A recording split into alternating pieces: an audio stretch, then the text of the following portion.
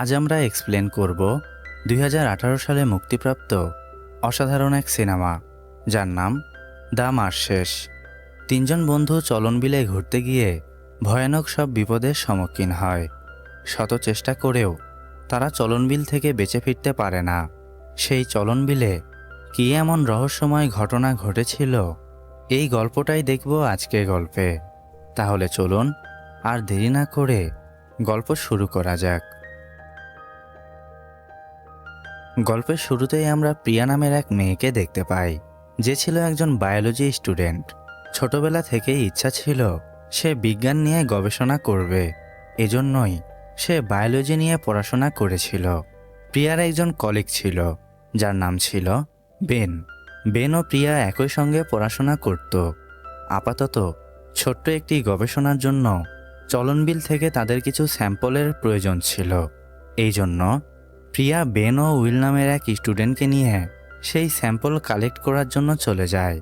চলনবিল তাদের ক্যাম্পাস থেকে অনেকটাই দূরে ছিল, এই জন্য সবাই প্রয়োজনীয় জিনিসপত্রগুলো সঙ্গে করে নিয়ে যাচ্ছিল।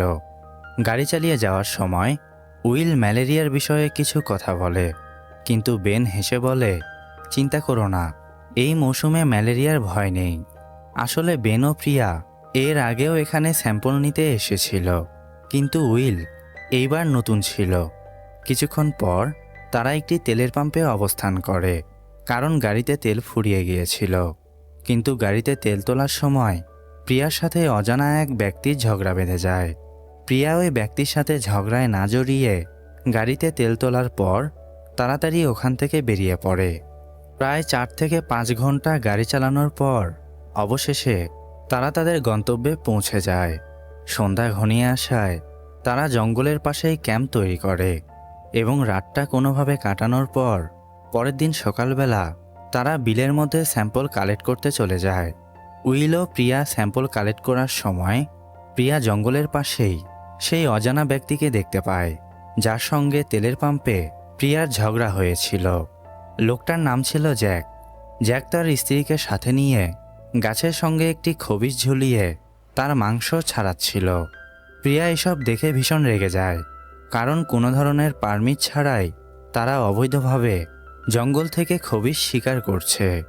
প্রিয়া জ্যাককে শিকারের পারমিট দেখাতে বললে জ্যাকের স্ত্রী অ্যামেন্ডা বলে, আমাদের কাছে পারমিট আছে। প্রিয়ার তাদের কথা বিশ্বাস হয় না, এই জন্য সে ক্যামেরা বের করে তাদের ভিডিও করতে শুরু করে। প্রিয়ার এসব কর্মকাণ্ড দেখে জ্যাক ভীষণ রেগে যায়। সে হাতাহাতিতে জড়িয়ে পড়ার আগেই উইল প্রিয়াকে নিয়ে সেখান থেকে চলে যায়। রাতের বেলা সবাই যখন ক্যাম্পে অবস্থান করছিল, তখন অদ্ভুত এক শব্দ তাদের কানে ভেসে আসে। উইল ও বেন বিষয়টাকে তেমন গুরুত্ব না দিলেও প্রিয়া একটু চিন্তিত হয়ে পড়ে, কারণ জ্যাক যে কোনো সময় তাদের কোনো ক্ষতি করতে পারে। পরের দিন সকালবেলা তারা সবাই ঘুম থেকে উঠে দেখতে পায় তাদের ক্যাম্পের পাশেই খবিশের কাটা মাথা আগুন দিয়ে পুড়িয়ে দেয়া হয়েছে। প্রিয়া অনেক ভয় পেয়ে যায়। সে বুঝতে পারে এ সব কিছু জ্যাক করেছে। প্রিয়া তার ক্যাম্পে ক্যামেরা খুঁজে পায় না, অর্থাৎ কাল রাতেই জ্যাক সেটা চুরি করে নিয়ে গেছে। উইল ও বেন বলে, আমাদের পুলিশকে খবর দেওয়া উচিত। প্রিয়া বলে, পুলিশকে খবর দিয়ে কোনো লাভ নেই, কারণ পুলিশ আসার আগেই তারা এখান থেকে পালিয়ে যাবে। আমাদের অন্য কিছু চিন্তা করতে হবে। স্যাম্পলগুলো কালেক্ট করে আমাদের তাড়াতাড়ি এখান থেকে চলে যেতে হবে। প্রিয়া উইলকে সাথে নিয়ে আবারও স্যাম্পল কালেক্ট করতে চলে যায়। যতটা সম্ভব প্রিয়া তার কাজগুলো তাড়াতাড়ি করার চেষ্টা করছিল। উইলকে সাথে নিয়ে সারাদিন প্রিয়া স্যাম্পল কালেক্ট করে যায়। রাতের বেলা প্রিয়া যখন তার ক্যাম্পে ঘুমাচ্ছিল, তখন ভয়ঙ্কর সব স্বপ্ন দেখে প্রিয়া ঘাবড়ে যায়। জঙ্গলে আসার পর থেকেই প্রতিদিন রাতেই সে এরকম ভয়ানক স্বপ্ন দেখে আসছিল। রাতটা কোনোভাবে কাটানোর পর পরের দিন সকালবেলা প্রিয়া উইলকে বেনের সঙ্গে স্যাম্পল কালেক্ট করতে পাঠিয়ে দেয় এবং প্রিয়া একাই বিলের অন্য পাশে স্যাম্পল কালেক্ট করতে চলে যায়। প্রিয়া যখন স্যাম্পল কালেক্ট করছিল, তখন অদ্ভুত সেই আওয়াজ প্রিয়া আবারও শুনতে পায়। মনে হচ্ছিল কিছু একটা তার আশেপাশেই ঘোরাঘুরি করছিল এবং ভয়ঙ্কর একটা বাঁশির সুর তুলে প্রিয়াকে ভয় দেখানোর চেষ্টা করছিল। প্রিয়া সেই অদ্ভুত শব্দগুলো শুনে ভীষণ ঘাবড়ে যায় এবং ফোন বের করে উইলকে কল করার চেষ্টা করে। কিন্তু উইলকে কল করার সময় সে দেখতে পায় তার ফোনে কোনো নেটওয়ার্ক নেই, অর্থাৎ বৃথা চেষ্টা করে লাভ নেই। প্রিয়া তাড়াতাড়ি করে বিল থেকে উঠে তার ক্যাম্পে চলে আসে। প্রিয়া বেনকে বলে, অনেক হয়েছে স্যাম্পল কালেক্ট করা, আমাদের এখন যাওয়া উচিত।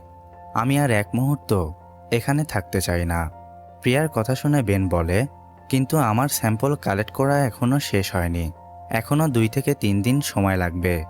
বেনের কথা শুনে প্রিয়া অনেক রেগে যায়। সে বেনের সাথে রাগারাগি করলে বেন বলে, ঠিক আছে, আমি কালকের মধ্যে যতটা সম্ভব স্যাম্পল কালেক্ট করার চেষ্টা করব, অর্থাৎ আজ রাতটাও তাদেরকে এখানেই কাটাতে হবে। রাতের বেলা প্রিয়া যখন তার ক্যাম্পে শুয়েছিল তখন বাহিরে থেকে একটি হাত তার ক্যাম্পের মধ্যে প্রবেশ করে এবং দেখতে দেখতেই বিশাল আকৃতির একটি মানুষ তার উপরে চাকু দিয়ে আক্রমণ করে দেয়। প্রিয়া আক্রমণ থেকে বাঁচার আপ্রাণ চেষ্টা করে যাচ্ছিল, কিন্তু কিছুতেই সে দৌড়ে পালাতে পারছিল না। প্রিয়ার হঠাৎ করেই ঘুম ভেঙে গেলে আমরা বুঝতে পারি এটা একটা স্বপ্ন ছিল, কিন্তু অদ্ভুত বিষয় হচ্ছে স্বপ্নটা যেন সত্যি মনে হচ্ছিল। যাই হোক, রাত পেরিয়ে সকাল হয়ে গিয়েছিল। বেন ও উইল প্রিয়াকে ক্যাম্পে রেখে তারা বিলের মধ্যে স্যাম্পল কালেক্ট করতে চলে যায়। উইল ও বেন হাঁটতে হাঁটতে একটি ঘাসের জমির মধ্যে চলে আসে এবং ঘাসের জমি পেরিয়ে যাওয়ার সময় তারা সামনেই কিছু রক্তের দাগ দেখতে পায়। উইল একটু ভয় পেয়ে যায়, কিন্তু বেন বলে, হয়তো জ্যাক নামের ওই লোকটা কোনো শিকার করেছে। উইল সেখানে প্রিয়ার ক্যামেরাটি পেয়ে যায়, যেটা রক্ত দিয়ে মাখানো ছিল। ক্যামেরাটি ওখান থেকে নিয়ে তারা সামনের দিকে এগোতে শুরু করে।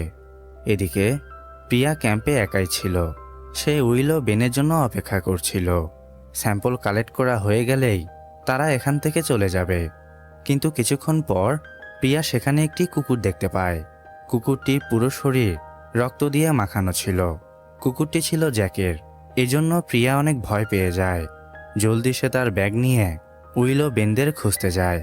এদিকে বেন ও উইল ঘাসের জমি থেকে বের হওয়ার সময় তারা অদ্ভুত কিছু আওয়াজ শুনতে পায়। বেন ও উইল অনেক ঘাবড়ে যায়। তারা দৌড়ে ঘাসের জমি থেকে বের হয়ে একটি খোলা জায়গায় চলে আসলে তারা ঘাসের জমি থেকে প্রিয়াকে বের হতে দেখে, অর্থাৎ বেনদের খুঁজতে খুঁজতে সেও এখানে চলে এসেছে। প্রিয়াকে দেখে বেন বলে, তুমি এখানে কি করছো? তোমার তো ক্যাম্পে থাকার কথা। প্রিয়া বলে, আমি ক্যাম্পে একটি কুকুর দেখেছি যার পুরো শরীর রক্ত দিয়ে মাখানো ছিল। আমি অনেক ভয় পেয়ে যাই, তাই তোমাদের খুঁজতে খুঁজতে এখানে চলে এসেছি। বেন বলে, আচ্ছা ঠিক আছে, এই দেখো, ঘাসের জমিতে আমরা তোমার ক্যামেরা পেয়েছি, যেটা জ্যাক চুরি করে নিয়ে গিয়েছিল। বেনের হাত থেকে ক্যামেরা নিয়ে প্রিয়া যখন সেটা চেক করতে যায় তখন সে দেখতে পায় জ্যাক তার শিকারের ছোট্ট একটি ভিডিও রেকর্ড করছিল। কিন্তু যখন সে খবিশটি শিকার করতেই যাবে ঠিক তখনই কোনো অদ্ভুত জিনিস জ্যাকের উপরে হামলা করে দেয় এবং তাকে মেরে ঘাসের জমিতে টেনে নিয়ে যায়। ভিডিওটি দেখে বেন ও সবাই ভীষণ ঘাবড়ে যায়, কারণ এই মুহূর্তে তারা ওখানেই দাঁড়িয়েছিল। প্রচণ্ড ভয়ে সবাই পেছন দিকে সরে যেতে লাগলে তখনই ঘাসের জমি থেকে হাত পা বাঁধা অবস্থায় জ্যাক বের হয়ে আসে।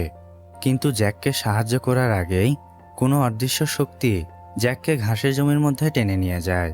জ্যাককে বাঁচানোর জন্য তারাও ঘাসের জমির মধ্যে প্রবেশ করলে কিছুক্ষণ পর তারা একটি খোলা জায়গায় এসে পৌঁছায়, যেখানে সামনেই একটি মৃত গাছের সঙ্গে জ্যাককে উল্টো করে ঝুলিয়ে রাখা হয়েছিল। একজন মানুষকে এত অল্প সময়ের মধ্যে এভাবে টেনে নিয়ে এসে ঝুলিয়ে রাখা কোনো সাধারণ মানুষের পক্ষে সম্ভব ছিল না। এই বিষয়টা তারা খুব ভালোভাবেই বুঝতে পারে। বেন ও সবাই জ্যাককে বাঁচানোর জন্য গাছের সঙ্গে বেঁধে রাখা দড়িটাকে খুলে দেওয়ার চেষ্টা করলে ঠিক তখনই তারা অদ্ভুত সেই আওয়াজ আবারও শুনতে পায়। ভয়ে তারা পাশের একটি ঝোপের মধ্যে গিয়ে লুকিয়ে পড়ে। দেখা যায় মানুষের রূপ নেওয়া সেই প্রাণীটি হুবহু দেখতে মানুষের মতো হলেও তার মধ্যে ছিল অলৌকিক ক্ষমতা, যার মাধ্যমে সে বিভিন্ন মানুষের রূপ নিতে পারত। এবং স্বপ্নে প্রিয়ার উপরে যে প্রাণীটা আক্রমণ করেছিল সেটা এই প্রাণীই ছিল, কারণ মানুষের মস্তিষ্ক সে কাবু করতে পারত। প্রিয়া ও সবাই ভয়ে থরথর করে কাঁপছিল। কারণ প্রাণীটি জ্যাকের শরীর দুই ভাগে ভাগ করে জ্যাকের চোখ ও মস্তিষ্ক কেটে নিয়ে চলে যায়। ভয়ঙ্কর এই দৃশ্য দেখে তারা হতভম্ব হয়ে যায়। কিছুক্ষণ পর তারা দৌড়ে সেখান থেকে পালানোর চেষ্টা করে, কিন্তু পালিয়ে যাওয়ার সময় তারা পেছনে ফিরে দেখতে পায় জ্যাকের স্ত্রী অ্যামেন্ডা প্রাণীটির হাত থেকে বাঁচার জন্য তাদের দিকে দৌড়ে আসছিল। প্রিয়া তাড়াতাড়ি করে অ্যামেন্ডাকে সাথে নিয়ে আবারও ঘাসের জমির মধ্যে লুকিয়ে পড়ে, কিন্তু হঠাৎ করেই তারা আবারও সেই আওয়াজ শুনতে পায়। ভয়ানক সেই তীব্র আওয়াজে সবার মস্তিষ্ক যেন অবশ হয়ে গিয়েছিল। তারা নিজেদের শরীরটাকে পর্যন্ত নাড়াতে পারছিল না। কিছুক্ষণ পর তাদের ব্রেইন যখন আবারও কাজ করতে শুরু করে, তখন তারা দেখতে পায় সেখানে অ্যামেন্ডা নেই। এর মানে প্রাণীটি তাকেও সেখান থেকে নিয়ে গেছে। প্রিয়া ও সবাই ভয়ে দৌড়ে সেখান থেকে পালানোর চেষ্টা করে, কিন্তু কিছুতেই তারা পালাতে পারছিল না। ঘাসের জমিটা যেন শেষই হচ্ছিল না। ক্লান্ত শরীর নিয়ে বেন যখন একটু পেছনে পড়ে যায়, ঠিক তখনই প্রাণীটি তাকেও টেনে নিয়ে গিয়ে গাছের সঙ্গে ঝুলিয়ে দেয়। উইল ও প্রিয়া দৌড়ে গিয়ে বেনকে বাঁচানোর চেষ্টা করলে তারা আবারও সেই অদ্ভুত আওয়াজ শুনতে পায়, অর্থাৎ প্রাণীটি এই দিকেই আসছে। উইল ও প্রিয়া কাঁদতে কাঁদতে বেনকে সেখানেই রেখে জীবন বাঁচানোর জন্য আবারও ঘাসের জমির মধ্যে গিয়ে লুকিয়ে পড়ে। কিছুক্ষণ পর প্রাণীটি সেখানে এসে ঠিক একইভাবে বেনের শরীরটাকে দুই ভাগে ভাগ করে এবং তার চোখ ও মস্তিষ্ক কেটে নিয়ে চলে যায়। বেনের মৃত্যুতে সবাই ভীষণ ভেঙে পড়ে। প্রিয়া উইলকে কাঁদতে কাঁদতে বলে, হাল ছাড়লে চলবে না, যেভাবেই হোক আমাদের এখান থেকে বের হতে হবে। একে অপরকে সাহস জাগিয়ে তারা ঘাসের জমির মধ্য থেকে বের হওয়ার চেষ্টা করে, কিন্তু অদ্ভুত বিষয় হচ্ছে তারা যতবারই ওই জমি থেকে বের হওয়ার চেষ্টা করছিল, ঠিক আগের জায়গায় তারা আবারও ফিরে আসছিল। অর্থাৎ একই জায়গায় তারা বারবার ফিরে আসছিল এবং একটা গোলকধাঁধার মধ্যে তারা ফেঁসে গিয়েছিল। প্রিয়া উইলকে বলে, ওই প্রাণী আমাদের মস্তিষ্ক কাবু করেছে, এজন্যই আমরা এই গোলকধাঁধায় ফেঁসে গিয়েছি। আমাদের কিছু একটা করতে হবে, নয়তো এই গোলকধাঁধা থেকে আমরা বের হতে পারবো না। উইল ও প্রিয়া তাদের জামাকাপড়গুলো খুলে এক জায়গায় রেখে দেয় এবং তারা অন্য পাশ দিয়ে ঘাসের জমির মধ্য থেকে বের হওয়ার চেষ্টা করে, কিন্তু কিছু দূর আসার পরেই একটি বিষাক্ত সাপ উইলের পায়ে কামড় দেয়। পুরো শরীরে বিষ ছড়িয়ে পড়ার কারণে সে মারা যায়। উইলের মৃত্যুতে প্রিয়া অনেক ভেঙে পড়ে। তারা যে জামাকাপড়গুলো খুলে রেখে এসেছিল, প্রাণীটি সেই জামাকাপড়গুলো অনুসরণ করে ওই দিকে এগিয়ে যায়, যার কারণে কিছুক্ষণের জন্য প্রিয়া বিপদমুক্ত ছিল। একের পর এক সবাইকে হারানোর কষ্ট বুকে নিয়েও অনেক চেষ্টার পর অবশেষে সে ঘাসের জমি থেকে বের হতে সক্ষম হয়। কিছুক্ষণ পর সেখানে পুলিশের গাড়ি এসে প্রিয়াকে উদ্ধার করে নিয়ে যায়, কিন্তু সত্যিকার অর্থে এ সব কিছুই প্রিয়ার কল্পনা ছিল। সে এখনও ওই ঘাসের জমিতেই ফেঁসেছিল। শত চেষ্টা করেও সে ওখান থেকে বের হতে পারেনি। কিছুক্ষণ পর মানুষরূপী সেই প্রাণী এসে প্রিয়াকেও টেনে নিয়ে চলে যায় এবং এর সাথেই গল্প এখানেই সমাপ্তি হয়।